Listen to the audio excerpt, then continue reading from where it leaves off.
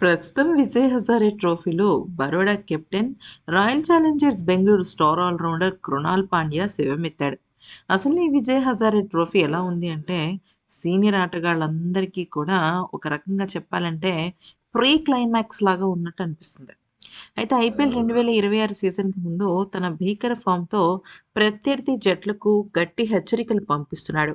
కేవలం 63 బంతుల్లోనే అజేయమైన సెంచరీతో విరుచుకుపడి హైదరాబాద్ బౌలర్లను ముప్పుతిప్పలు పెడుతున్నాడు. వరుసగా 3 మ్యాచ్‌ల్లో భారీ స్కోర్ సాధిస్తూ కృణాల్ ప్రస్తుతం పరుగుల వరద పారిస్తున్నాడు. రాజ్‌కోట్ వేదికగా హైదరాబాద్‌తో జరిగిన మ్యాచ్‌లో కృణాల్ పాండ్యా ఆకాశమే హద్దుగా చెలరేగాడు. ఇక కేవలం 63 బంతుల్లోనే 109 పరుగులు చేసి నాటౌట్‌గా నిలిచాడు.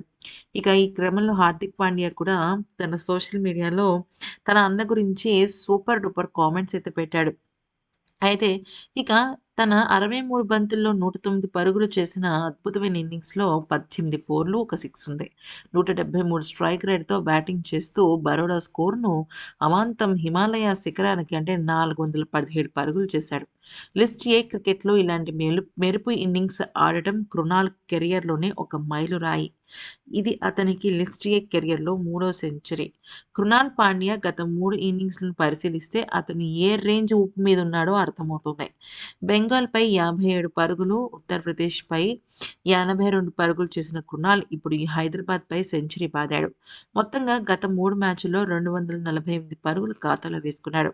ఇందులో మొత్తం 34 ఫోర్లు, 4 సిక్స్‌లున్నాయి. బౌలింగ్‌లో రాణిస్తున్న కృణాల్ తన ఆల్‌రౌండ్ ప్రతిభతో ఐపీఎల్ 2026 వేలంలో తను కొనుగోలు చేసిన ఆర్సీబీ యాజమాన్యానికి ఫుల్ హ్యాపీ ఇస్తున్నాడనమాట. ఈ మ్యాచ్‌లో కృణాల్ ఒక్కడే కాదు, బరోడా బ్యాటర్స్ నిత్యా పాండే, అమిత్ పాసీ కూడా సెంచరీలతో కదం తొక్కారు.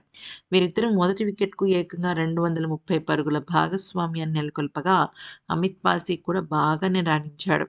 అయితే ఇక ఒక పక్కన అన్న భారత జట్టులో ఇరగదీస్తుంటే, ఇక తమ్ముడు భారత జట్టులో ఇరగదీస్తుంటే అన్నేమో దేశవాళీ క్రికెట్‌లో దుమ్ము రేపుతున్నాడు. మరి చూద్దాం ఐపీఎల్‌లో ఏ రకంగా ఉంటుందనేది. ఈ వీడియో నచ్చితే లైక్, షేర్ అండ్ సబ్స్క్రైబ్.